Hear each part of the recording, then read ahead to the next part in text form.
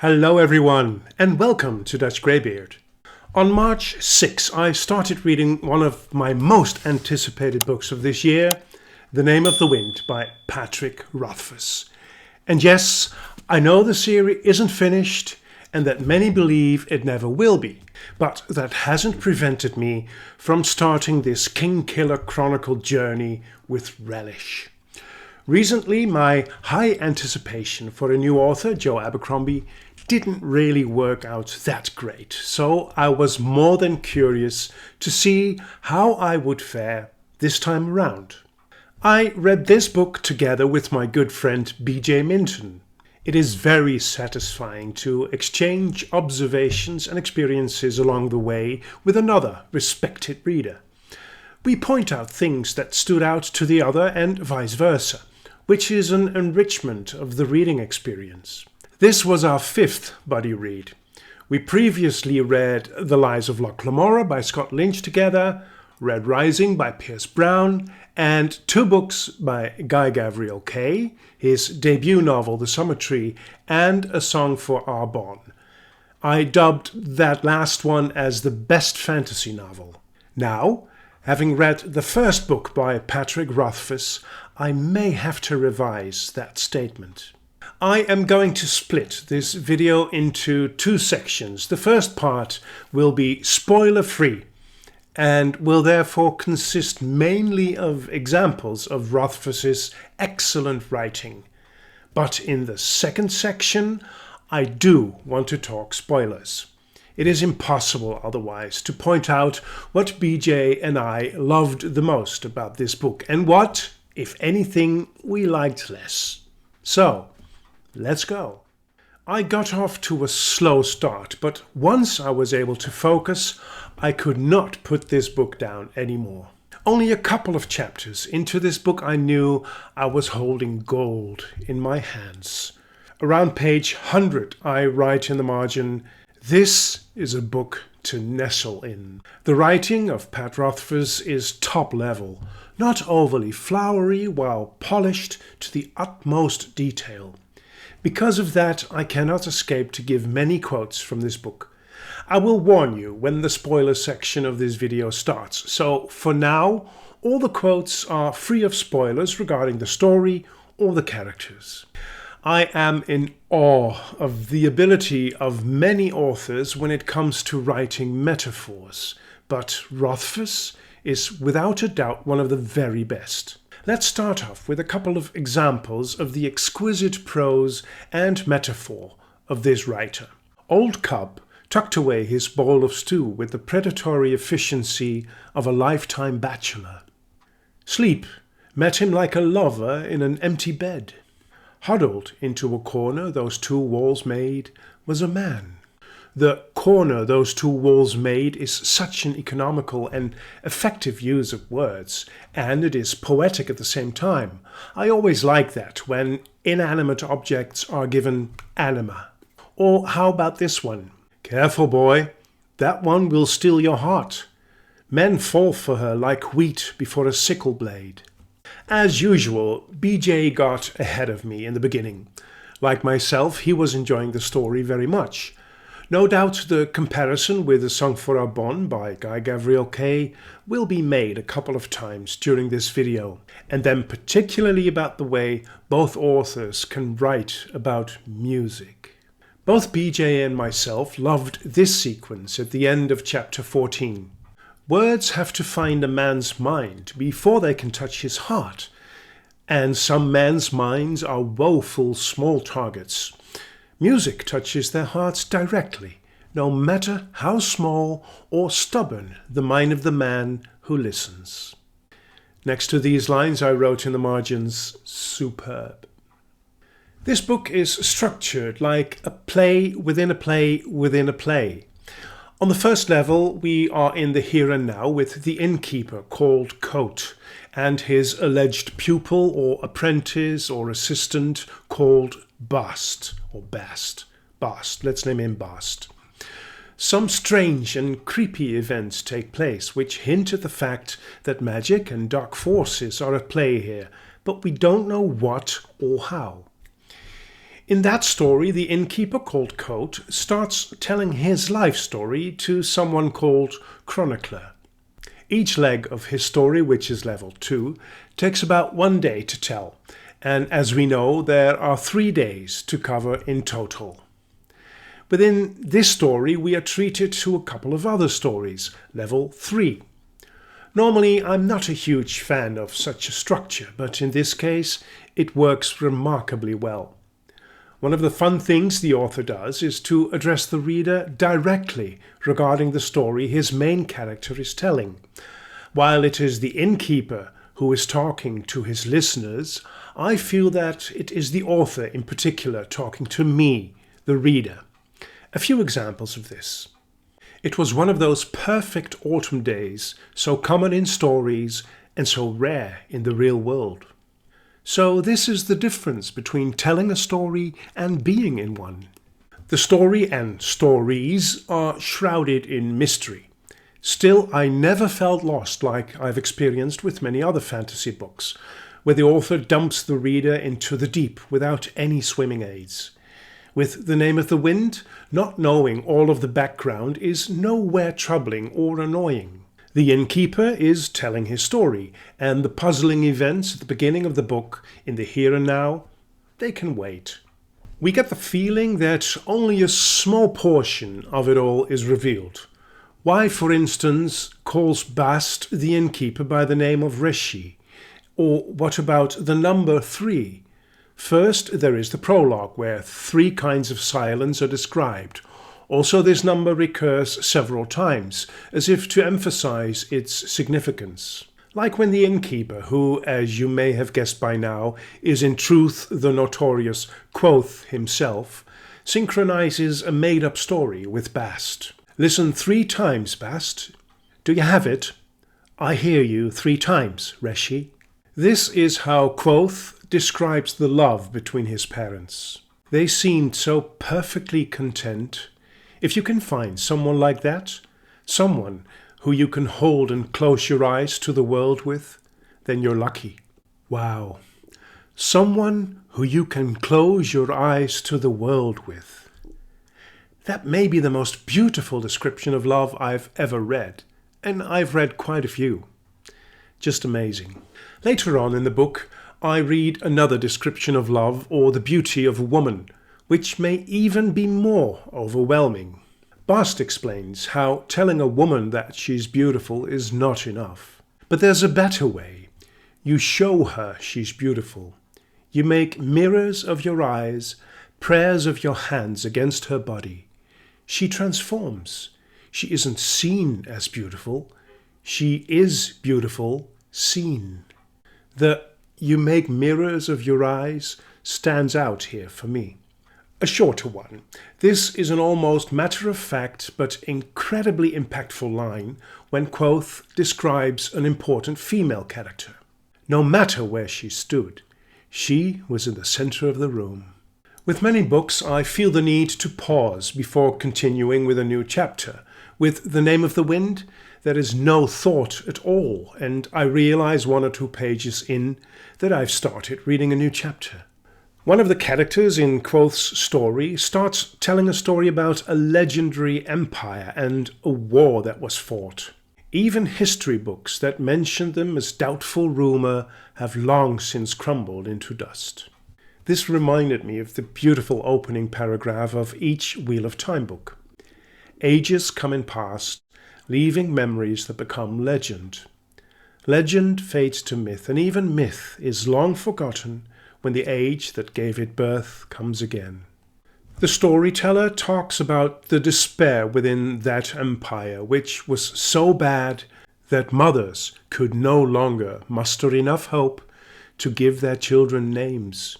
This description is gut-wrenching and illustrates the unbelievable level of desperation. Around chapter 32, I wrote to BJ, "I abandon my mission to share all of my oohs and ahs. It is simply too much." More than once, Rothfuss's prose and storytelling brought tears to my eyes. like the tender scene of the shoemaker who states that he cannot possibly ask money for shoes that have already been worn by someone. This shoemaker, by the way, reminded me of Im, the shoemaker from one of the interludes in Words of Radiance. At times I thought to catch the author in a small POV flaw.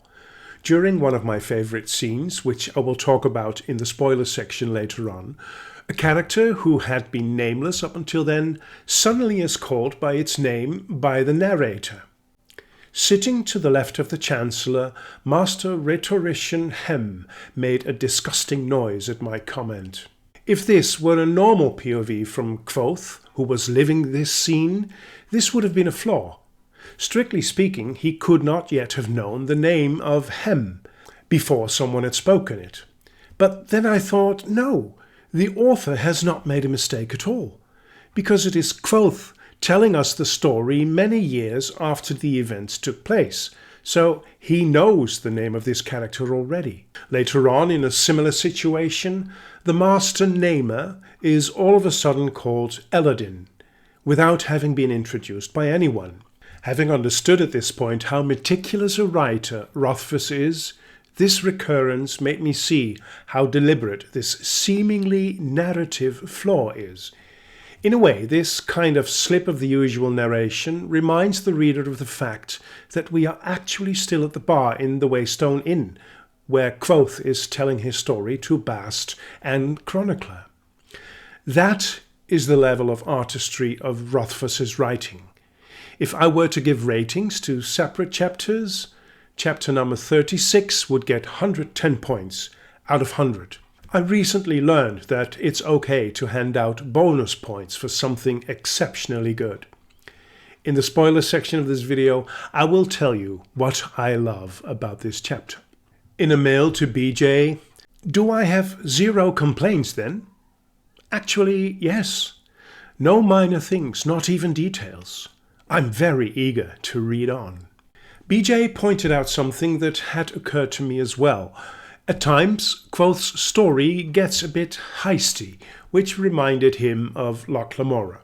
And we both got GGK vibes several times, and BJ was reminded strongly of Red Sister by Mark Lawrence. Rothfuss writes more beautifully, but the story is very similar, except the Lawrence protagonist is female for a change. So, I instantly bought Lawrence's 3 books in the Ancestor series. They're over here. In another mail, I write to BJ, this book makes me shift emotions from laughing out loud to shedding tears and being deeply touched by beauty in a matter of a few pages. Every 2 or 3 pages, I came across a pearl in language, like this next one, which reminded me of GGK again. Music is a proud, temperamental mistress. Give her the time and attention she deserves, and she's yours. Slight her, and there will come a day when you call, and she will not answer. Or this next one, where Kvothe describes his performance of one of the longest and most complex pieces of music. I was so deeply in the music that I couldn't have told you where it stopped, and my blood began. Wow. After Kvothe's impressive performance, there is one short chapter that beautifully describes that magical moment of silence after the music has ended. I myself have been to many concerts in my life, and every time when the final notes of a piece have died away into silence, there is this ethereal nothingness where I always held my breath and hoped for it to last just a bit longer before applause would do its disruptive work. That is perfectly described in this short chapter. Then, waiting. The audience held themselves quiet, tense and tight, as if the song had burned them worse than flame. Each person held their wounded selves closely, clutching their pain as if it were a precious thing.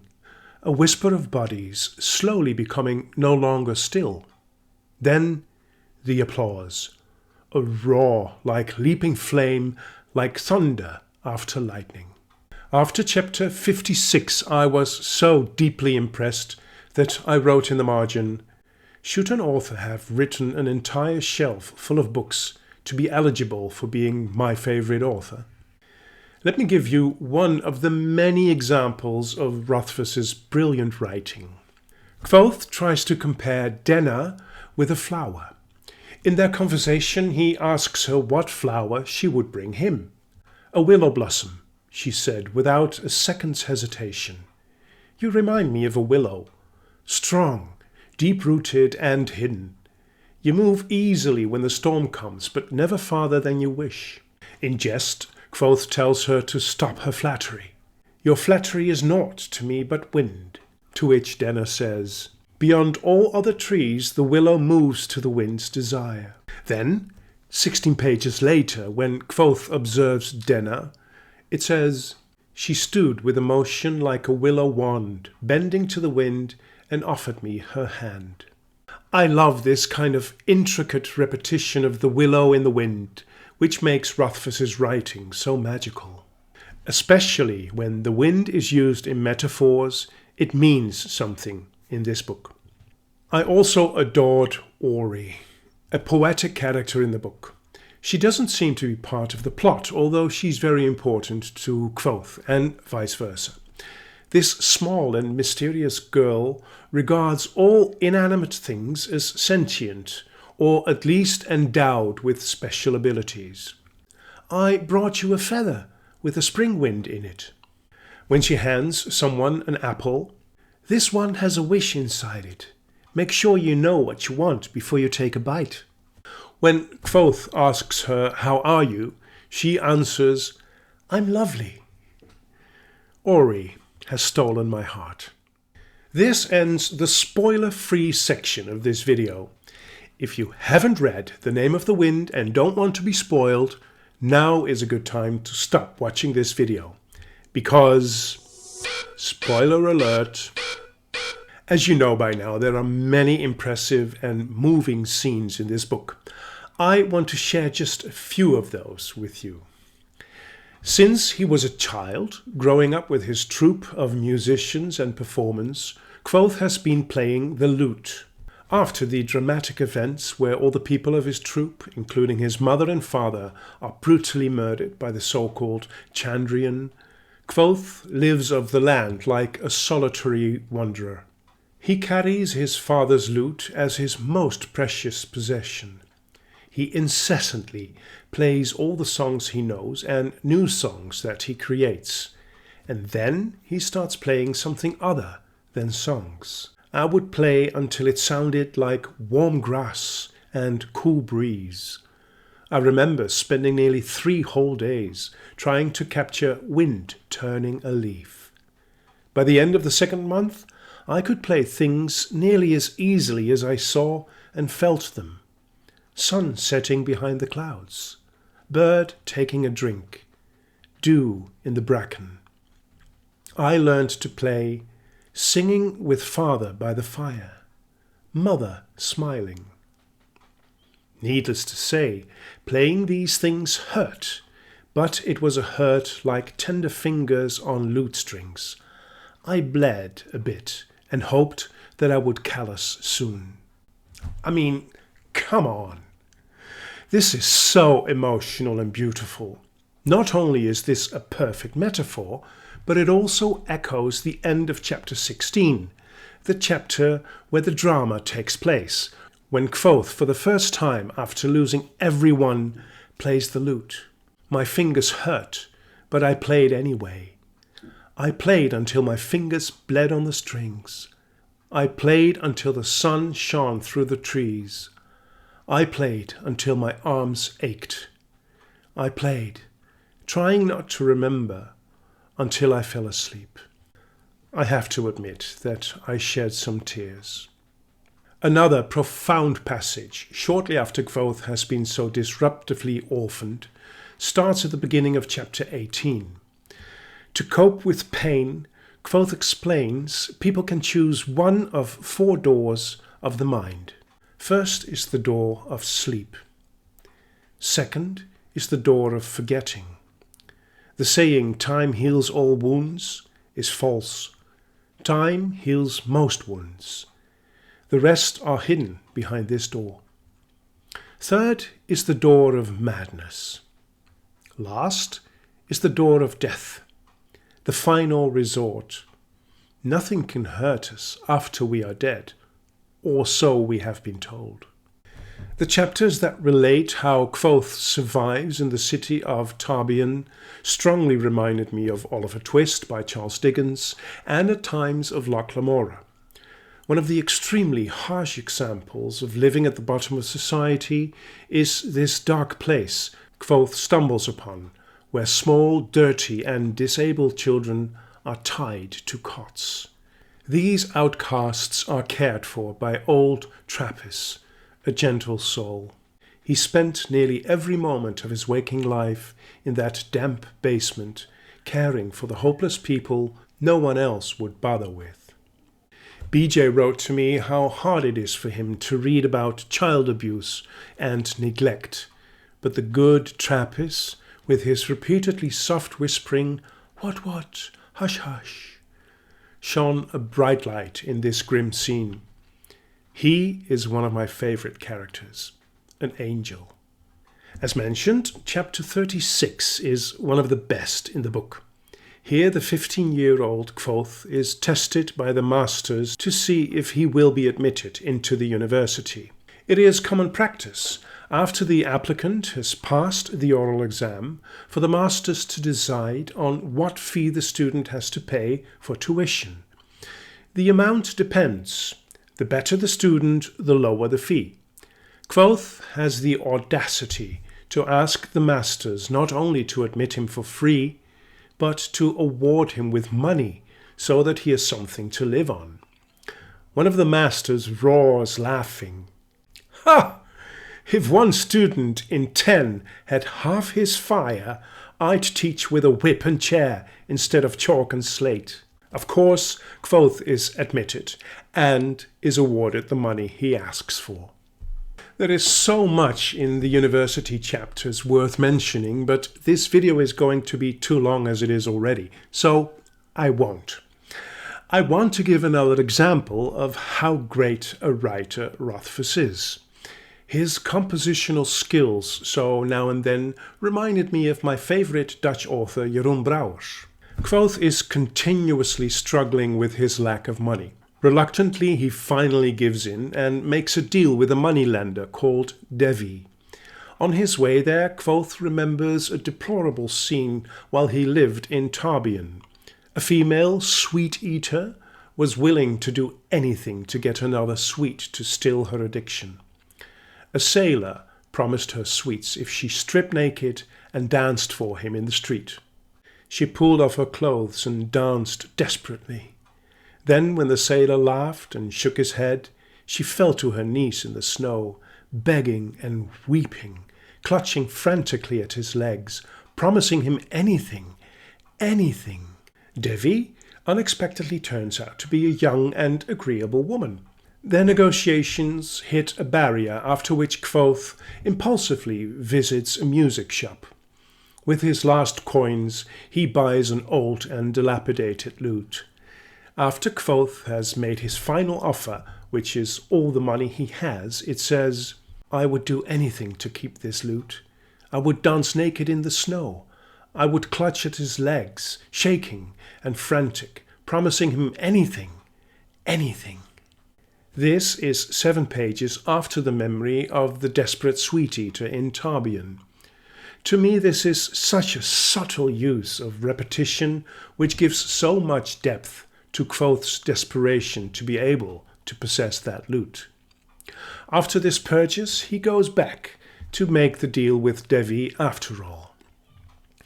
Their first meeting went south because Kvothe had tried to haggle with her, to which she sternly told him, "We aren't bargaining here. I'm just informing you as to the conditions of the loan." She smiled apologetically. "I'm sorry I didn't make that clear from the beginning." It is not until some 180 pages later in the book that Kvothe visits Devi to ask for a huge sum of money, 20 talents. She hesitates, but he promises her a secret way into the archives of the university, something Devi really wants. She says she will loan him no more than 12 talents, to which Kvothe stoically says, "I'm afraid we're not bargaining here. I'm just informing you as to the conditions of the loan." I gave her an apologetic smile. "It's 20 talents or nothing. I'm sorry I didn't make that clear from the beginning." Now, that's higher school writing. In the first part of this video, I told you about the short chapter that follows a memorable musical performance by Kvothe. That performance is one of the many highlights in The Name of the Wind. Kvothe plays in the Aeolian Inn. This is the place where world-renowned musicians play for free or even pay to take the stage. Kvothe has to pay for his first performance there, which in truth is an audition. If he manages to win the audience over, he will get his so-called talent pipes. These are proof of his accomplishments as a musician. With a set of talent pipes, Kvothe can support himself playing at local inns. He decides to play the Lay of Sir Savian Tralliard, one of the longest and most complex pieces of music. Moreover, it requires a second voice, and Kvothe is on his own. But he trusts that someone in the audience will step forward and sing the female part of this piece. It is one of the most beautiful scenes of the book. Kvothe manages to give a historical performance, mainly because Ambrose, Kvothe's nemesis, has managed to break one of the strings on his lute with the help of magic. So even with one string less on his lute, Kvothe performed the most difficult piece of music in an unforgettable way, and he even found his second voice in the audience. She, of course, is the mysterious Denna, whose true story so far remains shrouded in mystery. Kvothe's obsession with her got on BJ's nerves, but I am intrigued by her so far. I suspect she is somehow connected to the Chandrian, although I really don't know how. Denna, being the only survivor of the massacre in the city Trebon, is suspicious to say the least. I have one more thing to say about Kvothe's audition. From the beginning of his story, he is having money problems. It is a bit strange to me why it takes him so long to figure out that he can earn at least his keep with his music. This option seems obvious from the moment he is admitted into the university. There is no mention of him planning this or making any steps in this direction. This seems a little unrealistic to me. It is a slowness that doesn't seem to correspond with his brilliance. In chapter 86, we finally get a glimpse into the naming of things. Although it is nothing applicable, I still don't understand about names. The nature of names cannot be described, only experienced and understood. Words are pale shadows of forgotten names. As names have power, words have power. Words can light fires in the minds of men. Words can wring tears from the hardest hearts. But a word is nothing but a painting of a fire. A name is the fire itself. Using words to talk of words is like using a pencil to draw a picture of itself, on itself. I absolutely love this. To me, this compares to our futile attempts at understanding the meaning of life. There is nothing there that can be explained in words, but one can still grasp its meaning. At the end of the action-packed chapter 88, where the people in Kvothe's inn are being attacked by a so-called skin dancer, the three men almost casually go back to Kvothe's storytelling. A bit too casual for my sense of realism. A devilish creature has just murdered one of the regular guests and, oh yeah, let's get on with our story. I understand that the writer has to tie up some loose ends before the final page, but I experience this as a minor flaw in the narrative. After finishing his read, BJ wrote, "For me, great storytelling with mediocre prose is fine. Beautiful prose with a lousy story is just that, lousy. Having both should be the goal of every book. We have certainly been lucky with our two most recent buddy reads. We most certainly have. As with A Song for Arbonne, The Name of the Wind invoked practically all emotions in me. I laughed out loud many times, and I cried. I got angry at events or characters, and I fell in love with others. The beautiful writing fulfilled me as well as the compositional skills of the author. I find myself in the extraordinary circumstance of rating the second book within a period of 2 months with 100 points out of 100. These past 2 years there have been a couple of 98s and 2 99s, but I have not given an undisputable 100 points out of 100 since March of 2019, which I then rewarded to The Salt Path by Raina Wynn. To me, this is proof, as if I still need any more evidence at this point, that my switch to reading fantasy has been one of my best decisions ever. For me, both A Song for Arbonne and The Name of the Wind obviously are serious contenders for my book of the year. They are two completely different fantasy books, but equally impactful, magical and artistic, and so on. At this point, I couldn't possibly choose between the two. I want to thank BJ for being an inspirational buddy reader again. On to the next one, I would say. Thank you very much for watching this video. Until we meet again at Dutch Greybeard.